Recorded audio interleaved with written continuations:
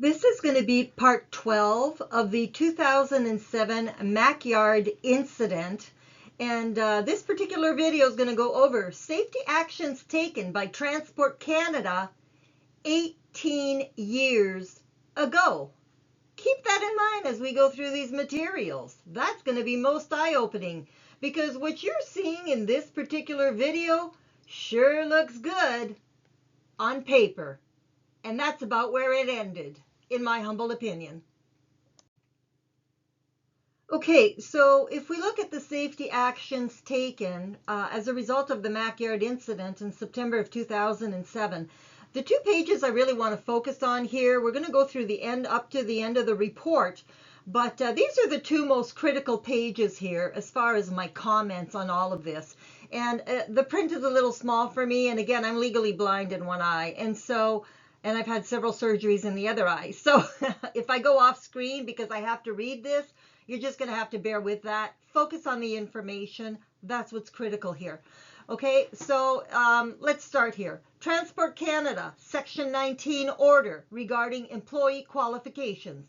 Now, when they refer to a Section 19 order, that's a Section 19 order based on the Railway Safety Act, not the Railway Employee Qualification Standards Regulation, which also has a Section 19. That's not what we're talking about here. What gave the authority to the Minister of Transportation at the time to initiate this effort, the first attempt to rewrite a railway employee frontline rail worker training programs, happened 18 years ago. And it pretty well came to a dead end. They discussed this in the death investigation of conductor trainee Jason Clooney, which happened 6 years after this particular report was, the order was in 2007. Jason died at the end of 2013. And they referred to this bogus safety action taken. And you'll see why I call this a complete and total public scam when I do the next series of videos on what came out of basically this Section 19 order, which was issued according to the Railway Safety Act. So the Minister of Transportation at the time was a guy by the name of, I believe, Lawrence Cannon. I may have said it was John Baird at one time in one of the videos. This whole effort started under Lawrence Cannon. He's the one who issued the order, and it would be completed under John Baird, who was Minister of Transportation. He would then go on to become a member of the board at CP Rail, and he's now still, I believe, a member of the board at CPKC. And there's huge issues with that because let's look exactly at what all of this means. Okay, so on December 21st of 2007, the Minister of Transport, that would have been Lawrence Cannon, pursuant to paragraph 19(1)(a) of the Railway Safety Act, ordered all federally regulated railway companies to develop and file a rule. Note what they're doing here.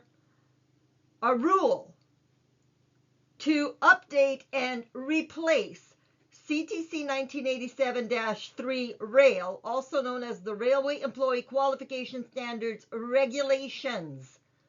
We are ordering, the Minister of Transportation is ordering that a rule be written to replace a regulation. A rule may or may not be enforceable in court, according to the Government of Canada's own website. And if you need the proof of that, look at the videos that I did. There's the intro to the Rail Families United channel, and then there's stuff on acts, regulations, rules. Know the difference. In that, there's a couple of videos that were done there to set up all of this disclosure as far as this dissection of a rail worker death investigation and all the stuff that fits into it, dating back to 2007, and in my opinion, much earlier too. But if you look at this, you've got a Minister of Transportation here ordering the watering down of a regulation enforceable in court to be replaced by a rule which may or may not be enforceable in court. Does anybody see a problem with that? And when we look at the total public scam document that came out of this whole exercise, you're going to see why. In my opinion, it's misappropriation of public funds, breach of public trust, and on and on and on. And when I define for you in a video on breach of public trust, and I will probably do that after I do this analysis on the first attempt to overhaul frontline rail worker training programs 18 years ago, you're going to see why this was absolutely a breach of public trust, in my humble opinion, and misappropriation of public funds. And both of those are criminal offenses. So when you've got ministers in bed with the rail carriers and, never waste a good opportunity. So we're going to take, a devastating accident that involved dangerous goods and clearly showed fake qualifications at CN Rail, where this guy who was involved in this belt pack incident had less than 50% of the supposed required training to be doing this job. And if you look at the union contract, and I will try and pull that up in a separate video when I do unions, if you required 60 tours, this guy would have had less than 37% of the required training. But hey, whatever, never waste a good opportunity. We had a little bit of a crisis show up, and we're going to pretend that we're doing a safety action taken. I have found in reading these reports that these safety actions taken are often nothing but public scams. We're going to pretend we're doing something. Once the public forgets about this incident, moves on, well, we're really not going to follow up. Or, we'll change what happened. We'll come up with some excuse, in my humble opinion. But anyway, so that's why things don't change and only get worse, in my opinion. But anyway, so you've got a Minister of Transportation here ordering the replacement of a regulation there to protect frontline rail workers, and not just the frontline rail workers, to protect rail investors, rail customers, and the public at large. And you've got a Minister of Transportation ordering the replacement of a regulation enforceable in court with just rules. Never waste a good opportunity, never waste a good crisis. Remember that. So then we've got the revised rule will apply only to any occupation category and any railway position directly engaged in the movement or control of equipment in yard service or on main track, and railway equipment and railway employees authorized to operate cranes or other machines moving equipment. Now in here, you're going to notice that it adds, if you look at the green underlining here, it was supposed to add remote control operator or belt pack operator and rail traffic controllers, because they were not in the regulation under Appendix 14, where you had the different categories and what the 9 subjects, which ones they were supposed to be trained in. There was nothing for a belt pack operator or remote control operations and for rail traffic controllers. There's also nothing for track maintenance workers. And boy, track maintenance workers would certainly be operating cranes and be involved in the moving of equipment. So even though they're not specified here, why were they not included in this supposed first attempt to overhaul frontline rail worker training programs? And now that, Chrystia Freeland put forward she's former Minister of Transportation again under Mark Carney. Now she's going off to Ukraine to be the special envoy for rebuilding Ukraine. I sure hope we have an extradition agreement with Ukraine, is all I can say, in my humble opinion, because in my opinion, that woman belongs also in prison for breach of public trust as well as for financial fraud, because for years she's known about these issues and failed to disclose them to the public. Just hide all that. we're just going to be the rail partners in crime that we are. We're not going to prosecute anybody. We'll let them all escape to the U.S. rail industry and devastate the U.S. rail industry, in my humble opinion. And if you don't believe that that's happening, again, look at the video called Railroad Workers Anthem by Brandon Petty, also on YouTube. But anyway, so let's get back to this. Why would you not include rail maintenance crews who work on the tracks, who check the hot boxes, who check the signals, and they work the cranes, they work the equipment to maintain tracks, whatever. You know, the fact that they're not included here, well, they would have been included in the description here. The fact that they're not specifically included in the brackets doesn't mean that they're not included in what's described here.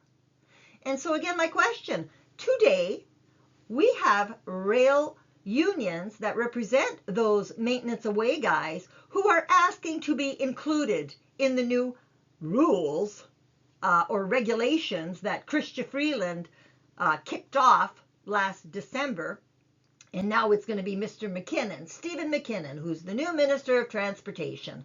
Well, he was Minister of Labor when CN and CP had their strike, and he sent it off to arbitration.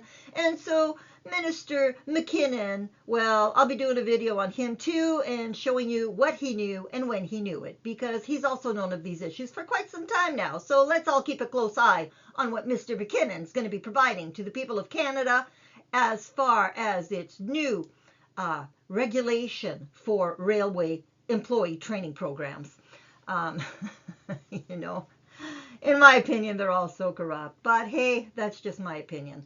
Okay, so it says here, the revised rule will include a description of the railway training program for each occupational category, certification standards for employee categories, classrooms, contracts, and on-the-job training instructors.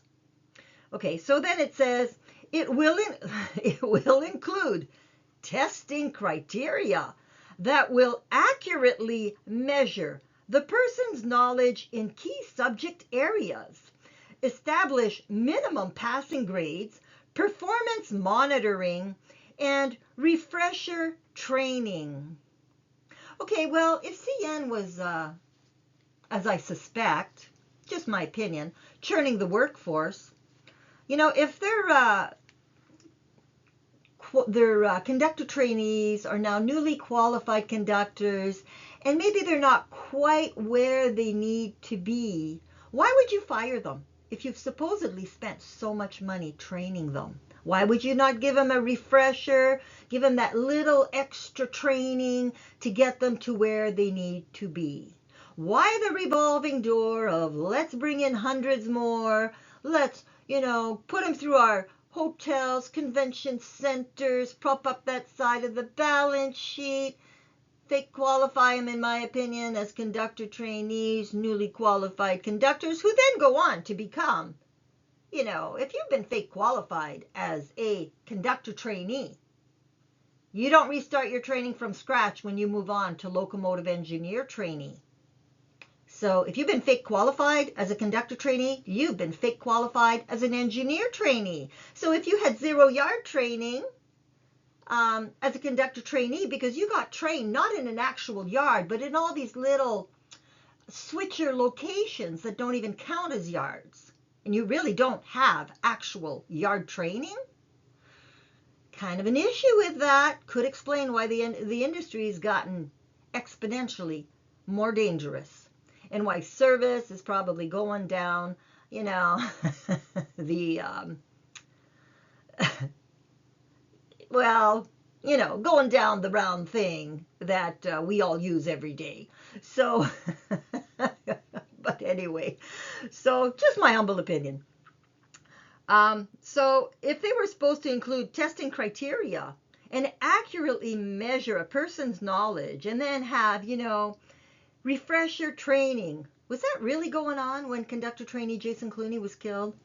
And then it says the safety action will establish government mandated minimum standards for the training and qualification of yard employees engaged in remote control train operations. Well, if you've got those government mandated minimum standards, I would love to see them because I've never seen them. Even when I requested information pertaining to, some rail accidents and stuff and training programs, that is certainly not something that I recall ever seeing, was a government mandated minimum standards for the training and qualification of yard employees engaged in remote control operations. And the fact that that is true is probably evidenced by the fact that in 2019, then Minister of Transportation Marc Garneau had to put out his guidelines to remote control locomotive operations. And I ripped that document apart for him. I don't think he was too happy with that. But anyways, that was their first attempt to put those standards out there, in my humble opinion. But according to this, that should have happened at Transport Canada quite a while ago. Those, established government mandated minimum standards for remote control locomotive operations should have been part of this safety action taken back in 2007. Really? Where is that minimum standard? Where's the documentation that is discussed here? Because I sure as heck have never seen it. And then let's see, in June of 2009, we are told that the revised rules were approved. And when you see the public scam that these new revised rules respecting minimal qualification standards for railway employees is what it was called, when you see that public scam of a document, you're going to be asking yourself, how in the world could the Governor and Council, which would include the Governor General of Canada and quite a few cabinet ministers, which would include also the Minister of Transportation, at the time that would have been John Baird in 2009, how in the world could they have approved in June of 2009 this first attempt at overhauling frontline rail worker training programs? So when we go through the next series, again, ask yourself that question. How in the world could they have approved such a public scam? I think the short answer, in my opinion, is rail picks. Rail partners in crime. Never waste a good opportunity. They tried to pull a fast one on the people of Canada and on frontline rail workers. Somebody blocked it. I don't know who, but somebody prevented that from going forward. And that might be because the current regulation, which was the Railway Employee Qualification Standards Regulation, SOR 87-150, also known as CTC 1987-3 Rail, was never repealed. Not in 38 years. So, that's another thing. You could pretend, oh, okay, we approved this in June of 2009, but we're going to put this condition here that the rules won't go into effect until the current regulations are repealed. What if you had no intention of ever repealing the current regulations?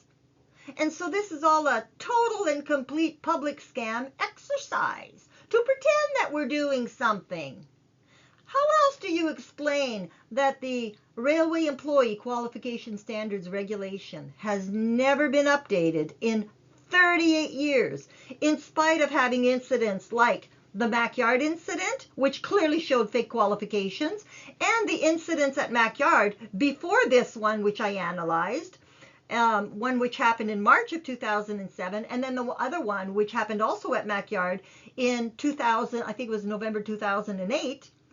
And those two, boy, those reports must be really good because they're classified. So I'll be asking for those. But, Transport Canada had plenty of indication, in my humble opinion, that employees were being fake qualified. And yet they did nothing. And so how many people have been injured and are fake qualified at CN Rail and potentially CP Rail? because Transport Canada so miserably failed to do its job and chose instead to be not an oversight body or a regulator, but a rail partner in crime. There's no other way to put it, folks. Okay, so let's look at page 26 here. If we look at the revisions to the Canadian National Fast Track Conductor Training, it said, following this occurrence, CN reintroduced a Macmillan Yard familiarity test to ensure that trainees demonstrate knowledge of local yard layout and operations. And they added a person to the training staff responsible for tracking and monitoring feedback from supervising conductors during on-the-job training. Again, sounds good. Did that really happen? I have my doubts. But, okay, so you give them a familiarity test. Do you now have maps showing all the different tracks? Do you now have maps that show all the different switches properly labeled in this massive yard and other CN yards that are so massive? Every yard, no matter how small, should have properly labeled switches. And that was clearly an issue in the death of conductor trainee Jason Clooney, because a switch which was physically labeled TS23 was referred to by all 3 other crew members who were on the ground that day when conductor trainee Jason Clooney was killed. Well, in their witness statements, they didn't refer to that as track switch 23. They all referred to it as track switch 15. Where are they getting that? Why don't switch numbers match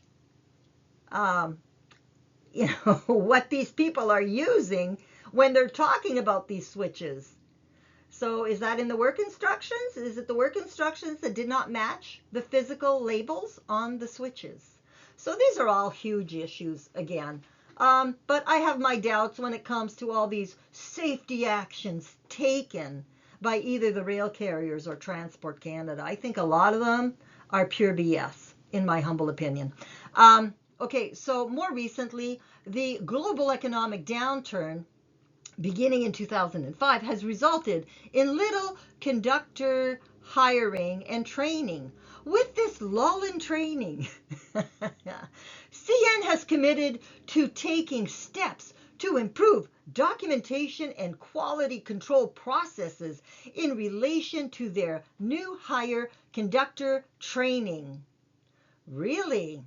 Were those new steps in place when conductor trainee Jason Clooney was killed after 58 tours, when he only required 45, but he was on his 58th when he died, and about a quarter of his evaluations were missing. Now, why would that be? And he had 0 yard training. Was that part of this monitoring and this, better quality control at CN Rail when it comes to frontline training programs? Again, nice on paper, but did it actually happen? I suspect not. If Jason had no yard training because he was working out in some little remote location, as did my child, how many little remote locations do we have in Canada and potentially in the US where rail workers are made to believe they have proper yard training and they don't, because these are just little switcher locations? And, the definition of a yard, they've tried to change that. Oh, Minister Garneau in his remote control locomotive operations guidelines that he put out in 2019 certainly tried to change the definition of a yard. But again, the regulations were never repealed, specifically Regulation 0-8, the Uniform Code of Operating Rules. And so that regulation and whatever definitions it has as far as what constitutes a yard, or maybe a transfer, how the word transfer is used, that would have serious implications for all of this. So, just my humble opinion.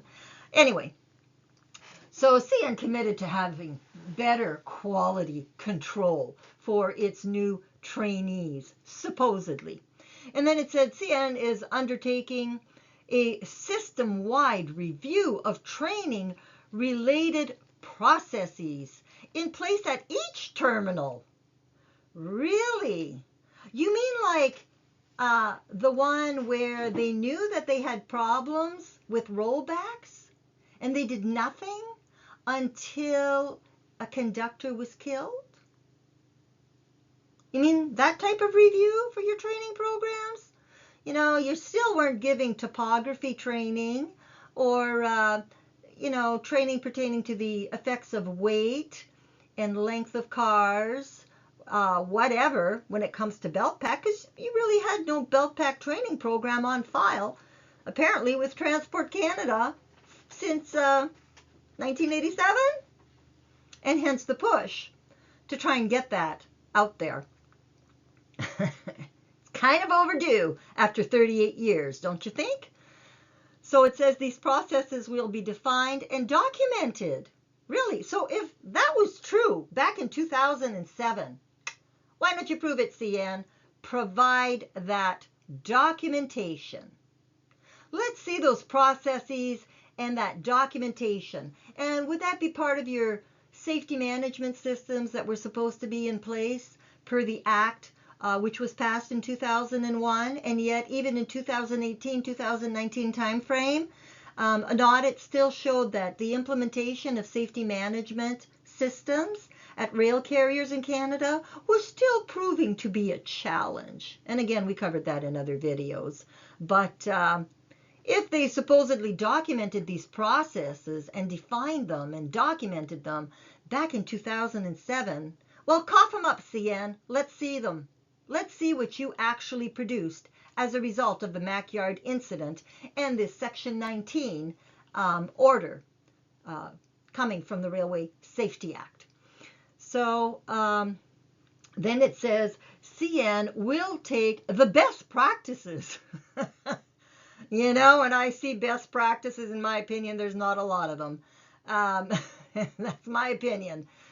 So they'll take best practices currently in effect at various terminals and apply them system-wide through a published system standard. Again, CN, if you really did that, cough it up. Let's see it.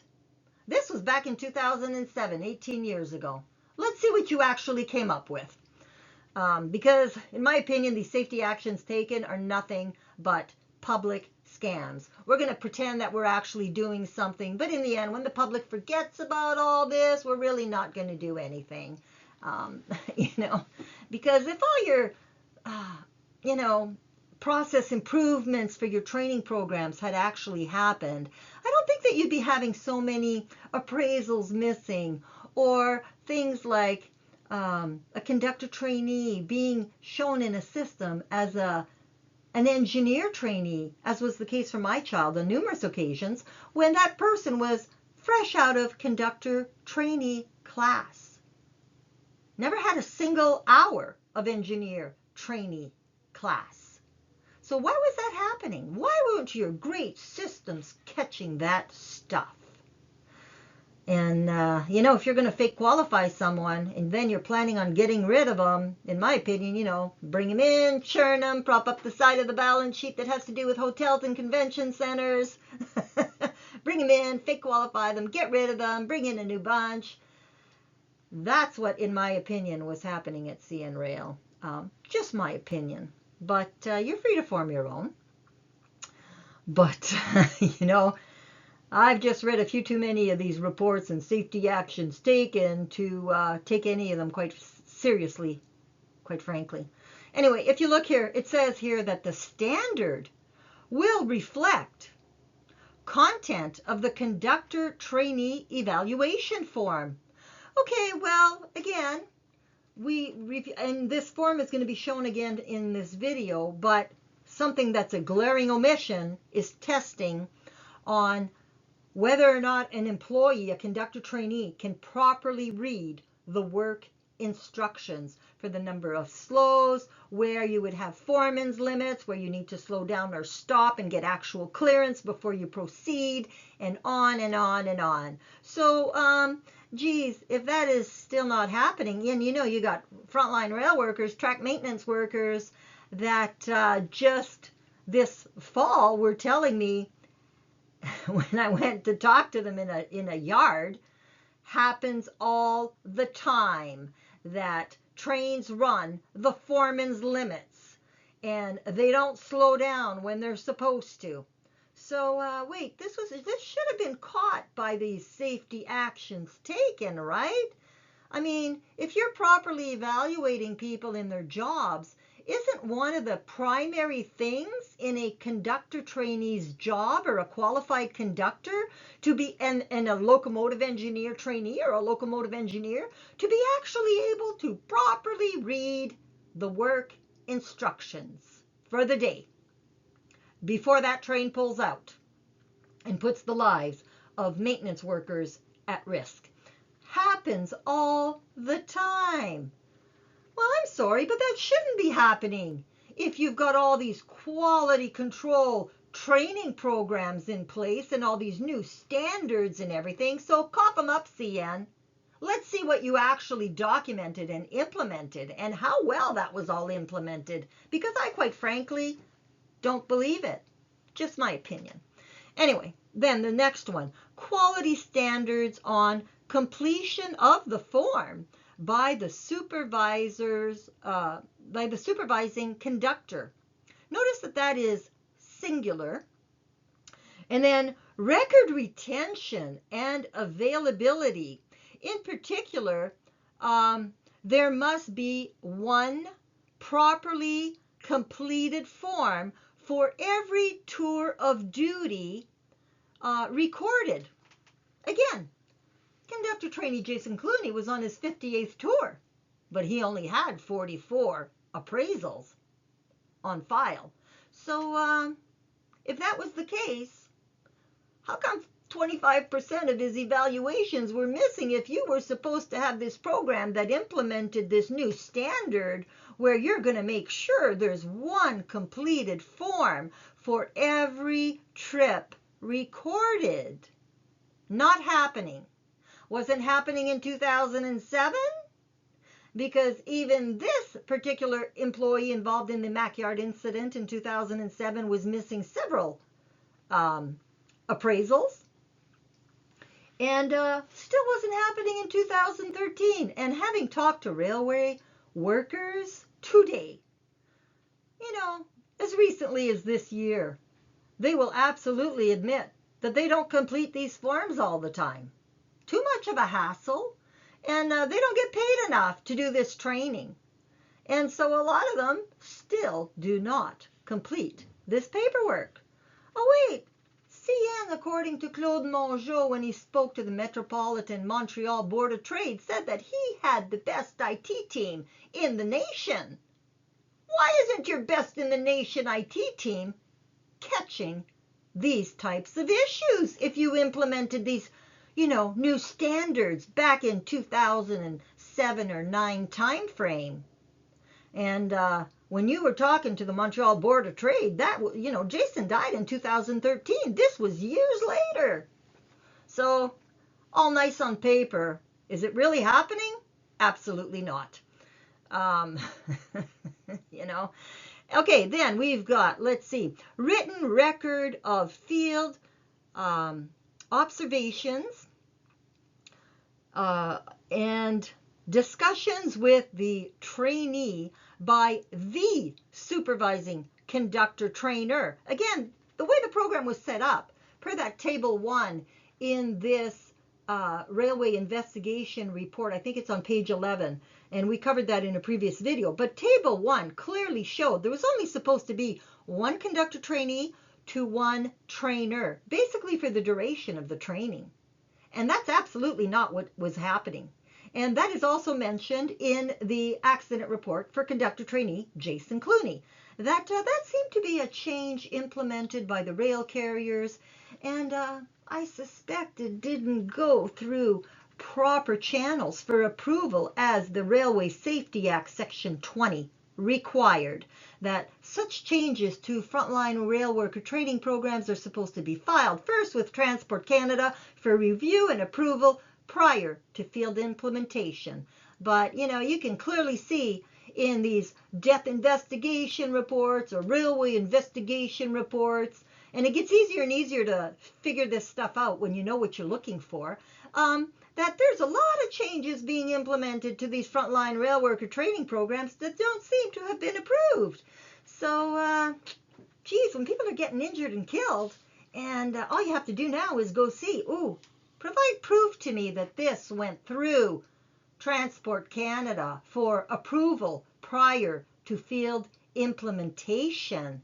And I'm going to be discussing a lot more on this when it comes to the Canadian rail operating rules that appear to have been illegally implemented, and some of the provisions in the old regulation, the Uniform Code of Operating Rules, Regulation 8, which is still not repealed. And so it's still valid, and it still overrides any rule. And that's going to have some serious implications for things like employees riding on rail cars when there's not enough clearance for them to be doing so safely.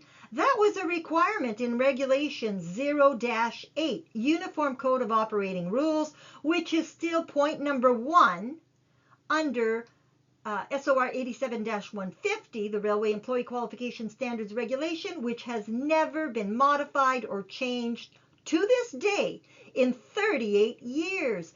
And so why are we having accidents with employees who are riding equipment when they don't have the proper clearance to do so safely, and then the train switches a track and it brushes up against another train or movement or bunch of rail cars that are parked on an adjacent track, and a worker gets squished or killed because CN violated another regulation, CN or CP. So when you start seeing these types of accidents where guys are getting killed because they just don't have enough room to do their jobs and ride the equipment properly, oh, wait a minute, CN, you were violating Regulation 0-8, Uniform Code of Operating Rules when that guy's death happened.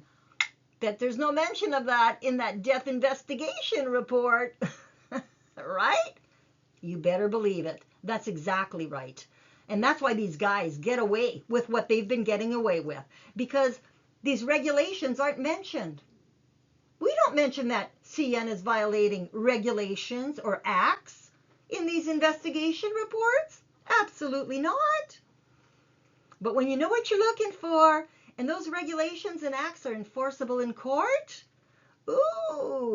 rail families, I think, are going to be opening their eyes, and it's going to become a lot easier to see how you're being lied to. It's going to be a lot easier to identify the issues in these investigation reports pertaining to injuries or deaths or whatever. And so I, have a lot of hope for what's coming down the line, because I don't think rail families are going to stand for all the lies that they've been fed over the years. Once you know what you're looking for, it's a lot easier to find the problems. Then let's see, you're supposed to have written record of observations, hang on here, made during the final qualification test by the supervising conductor trainer. Again, my question would be, was conductor trainee Jason Clooney being qualified the day he was killed? Transport Canada, you need to release the last 5 pages of the supervising conductor witness statement, so that we can see whether or not this employee was being fake qualified. I know my child was trained in one of these little remote switcher locations, not a real yard. So looks like my child and potentially how many other hundreds, if not thousands of others might have been fake qualified. Just my opinion. But when you've got, union employees that have 20 plus years with the company and say, hey, that's just a switcher location, you have 0 yard training. And you're telling that to a supposed qualified conductor, made to believe they're properly qualified allowed to move to much larger yards, putting their lives and those of other workers, lives of the public, lives of rail customers at risk. And then here, the bigger red arrow at the bottom here, it says, at the point of qualification, CN's ongoing audit program takes over if in that it requires particular focus on field observation of rules compliance to be placed on new employees. Really? Well, I would love to see the annual results of those audits, because you're supposed to have compliance audits to make sure that people are following the rules and that they're in compliance with the way things are supposed to be done in safety critical tasks. Oh, but wait a minute. Didn't we just see in the last video that even though he was on his 58th trip, conductor trainee Jason Clooney had never been tested in proper switch handling? That is what we saw, I believe, on page 11 of the Health and Safety Officer report. So, and that's an 80-page report. But anyway, so again, nice on paper. Is it really happening? I don't think so. But see, and you're free to provide all those audits that you did, because I'm sure there's lots of lawyers and families who would love to go over those documents, because you should have those audits for pretty well all trainees that get trained through your training programs. Should you not? Should you not have been doing PMRCing for every single trainee on the 65 required tasks that they're supposed to know? And I would add to that, knowing how to read work instructions for the day, to look for slows and foreman's limits and that type of stuff, because that's not even on your evaluation sheet. Your proposed evaluation sheet. So here at the bottom of page 26, it says, this report concludes the Transportation Safety Board investigation into this occurrence, and then it was released in September of 2009. So kind of an important 2 pages here, but definitely some golden nuggets for families of frontline rail workers who may get injured or killed. When you know what you need to look for, life becomes a lot easier, because regulations and acts are absolutely enforceable in court. And that would include the Safety Management Systems Acts, the Railway Safety Act, Section 20, the Railway Employee Qualification Standards Regulation, especially Section 5, and labor codes pertaining to the retention of records, and on and on and on. Okay, these 2 pages are basically the Appendix A, which was included in the Railway Investigation Report pertaining to MacYard. And this is basically just the same summary of what the actual training program was, the Fast Track Conductor Training course. And we've already gone through these materials, so I'm not going to cover them again. I just need to work my way to the end of this report. But these 2 pages are basically the equivalent of that Table 1, which we covered in other videos, as far as what the training program actually was. All right, so same type of thing here. This is the sample conductor trainee evaluation form, and they dated this August of 2007. And you can see here that the categories involved the pre-shift, the belt pack, riding equipment, train handling, using air, radio operations, coupling and uncoupling, handbrake, switches, point protection, hand signals, safety, and general. But basically, again, nothing here pertaining to properly reading work instructions for the day before a train actually pulls out. Doesn't seem to be any testing of that. And I'll tell you something. My child, as a locomotive engineer, has said over and over again that they've seen where conductor trainees or actually qualified conductors are missing a lot of stuff in paperwork. And so this is just not happening. Making sure that these people are tested in how to properly read work instructions for the day, and double checking and making sure that everybody agrees. How many limits do we have? How many, how many foreman's limits? How many slows? Whatever, before the train even pulls out. Huge issue in my humble opinion. So, and again, I've already covered this stuff. And page 30 here, this is just a summary of the Section 19 order that was issued by Transport Canada as a result of the Mackyard incident. They include it as an appendix, Appendix C here. So I've already gone over, that's the first 2 pages in this video that were all, underlined in red and green ink. It's basically the same as this. So I'm not going to be spending any more time going through this. I've already covered it.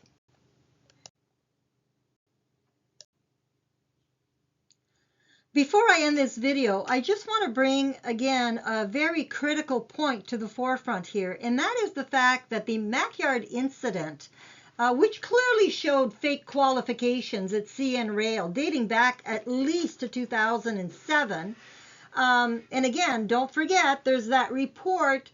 Also, there's 2 classified reports also tied to Mackyard, one that happened in March 2007 and one that happened in 2008. And both of those classified reports, also happening in Mackyard, also happened under the operational excellence of then CN Rail Chief Operations Officer Keith Creel, who is now the CPKC CEO. And so, as glad as I am to be done the video series here on the Mackyard incident, and we're going to be going into the public scam, the first attempt to rewrite or overhaul frontline rail worker training programs. That's going to be the next series that I do. But before that, I will likely do a video on the players for Keith Creel and potentially a couple of others that I need to get in there.